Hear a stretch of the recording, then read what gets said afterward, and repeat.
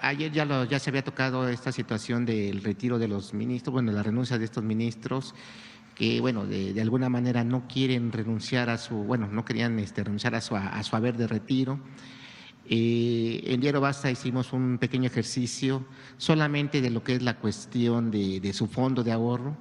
En el fondo de ahorro un ministro puede dar el 10% de su salario. Si estamos hablando de 750,000 pesos mensuales, son 75,000 pesos que multiplicados por 12 pues nos da un total de 9 millones de pesos. Y el Consejo de la Judicatura les da otro 10%. Esto nos dieron fuentes cercanas en este caso al Poder Judicial de la Federación, no es nada inventado, ¿no? Y es algo que ya se ha venido documentando. Entonces, un ministro en 10 años, nada más tomamos en cuenta los 10 años, estaría recibiendo por retiro 180 millones de pesos. Eso sin contar con los 500,000 pesos que recibirían de pensión vitalicia mensual, precisamente para no perder estos privilegios. No contamos los otros beneficios que están ya también ampliamente documentados en otros medios de comunicación y en otras investigaciones que se han venido dando a dar a conocer, ¿no? Preguntarle ¿qué opinión le merece precisamente? Bueno, estamos hablando de ministros, pero no estamos hablando de jueces ni tampoco de magistrados. Eso nada más es la punta del iceberg, porque también hay otros fideicomisos que también lo dimos a conocer con el presidente Manuel López Obrador, que es por ejemplo, el FORI, este fondo en el que no se había, en la historia del Poder Judicial, desde la creación de este fondo, no había posibilidad de retiro, a menos de que en este caso el trabajador, ya sea juez o en este caso de base, renunciara o dejara de pertenecer al Poder Judicial. Y se da a conocer que de manera extraordinaria le podían retirar hasta el 50% de sus ahorros nada más de este fondo en el Consejo en el Poder Judicial. Precisamente preguntarle qué opinión le merece que, pues, no parece, pero da la impresión de que están empezando a saquear todos los recursos que hay ahí en los fideicomisos del Poder Judicial. Esa sería mi pregunta. Digamos que por norma, por ley, por las normas del Poder Judicial, las ministras y ministros, solo ellos, además quedó establecido en la Constitución que así puede ser si renuncian, tienen derecho a lo que se llama el haber de retiro. Estamos todavía revisando los números porque no queremos dar un número que sea falso, pues que no tenga que ver. Entonces ya se los vamos a informar más o menos cuánto es el haber de retiro. Ahora, yo creo que lo importante aquí que se conozca es qué es lo que está planteando algunos de los ministros de la Corte o la mayoría de las y los ministros de la Corte. El ministro Juan Luis González Alcántara y Carrancabo, si es así, hace una propuesta, un borrador, vamos a llamarle así, para que se apruebe en el Pleno de la Corte con relación a recursos que incorporan a la Corte los partidos políticos. Entonces, en primer lugar, un partido político se rige esencialmente por las leyes electorales. No tiene personalidad jurídica, así se llama, para interponer un recurso en la Corte con relación a la Constitución, a reformas constitucionales.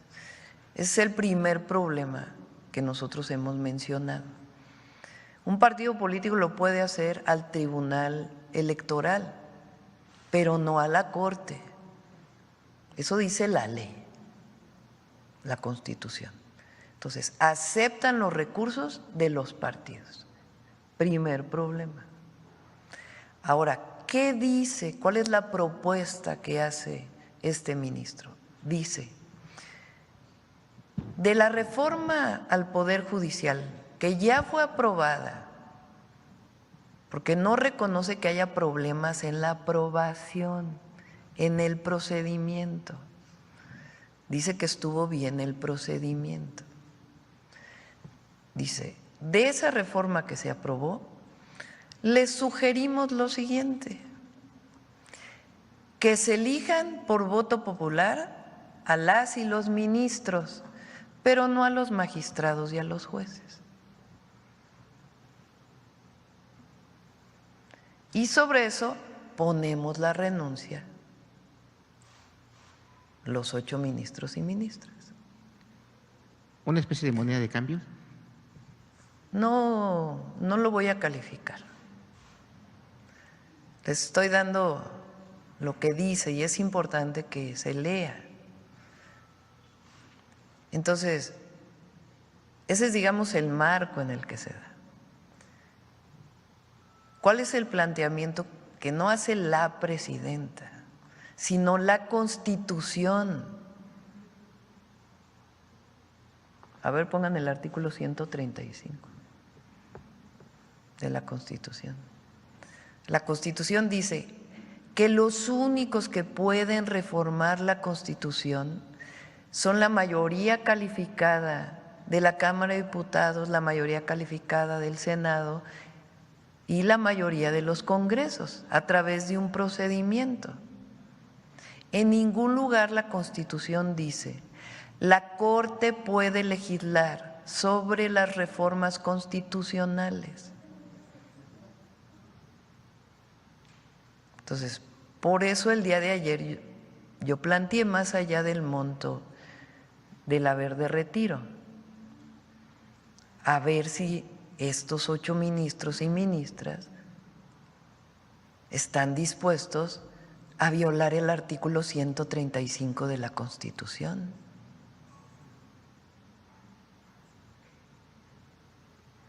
Porque dice: la presente Constitución puede ser adicionada o reformada.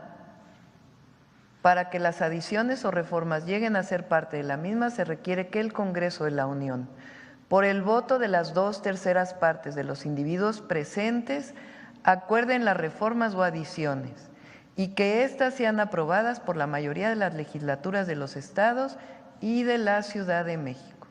El Congreso de la Unión o la Comisión Permanente, en su caso, harán el cómputo de los votos de las legislaturas y la declaración de haber sido aprobadas las adiciones o reformas. A ver, en este artículo donde dice, y la Corte también puede modificar la Constitución o las reformas.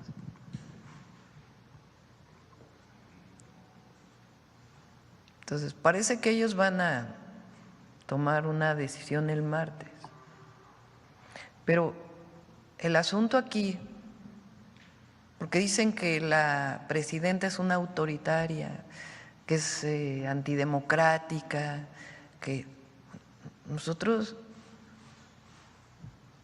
lo único que estamos haciendo es cumplir con la Constitución. Entonces, la Corte hace esa propuesta, pero el problema es que están legislando, están cambiando la Constitución, porque ya es constitucional la reforma al Poder Judicial. La Corte puede decir: se realizaron mal estos procedimientos. Eso sí podría.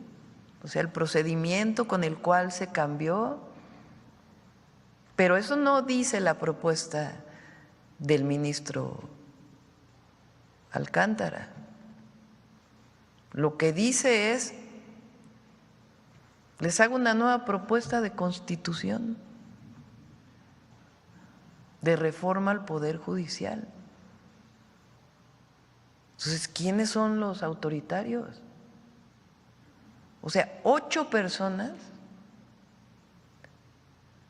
pretenden cambiar una reforma sobre el pueblo de México, sobre el constituyente. ¿Sí se dan cuenta de la magnitud? O sea, 8 Entonces, personas. yo por eso digo, vamos a esperar a ver cómo votan las ministras y los ministros. Y sobre eso ya platicaremos la próxima semana. Pero ese es el fondo. Y también, pues, ellos pueden optar por renunciar y se llevan su haber de retiro, así lo dice la reforma constitucional, o pueden postularse y decir, a ver, yo sí voy a que me elija el pueblo. Igual un juez puede decir, yo me retiro, o puede decir, no, a ver, yo me postulo. Ayer estaba viendo la carta de uno de los ministros que decía, no, pues yo no me voy al voto popular.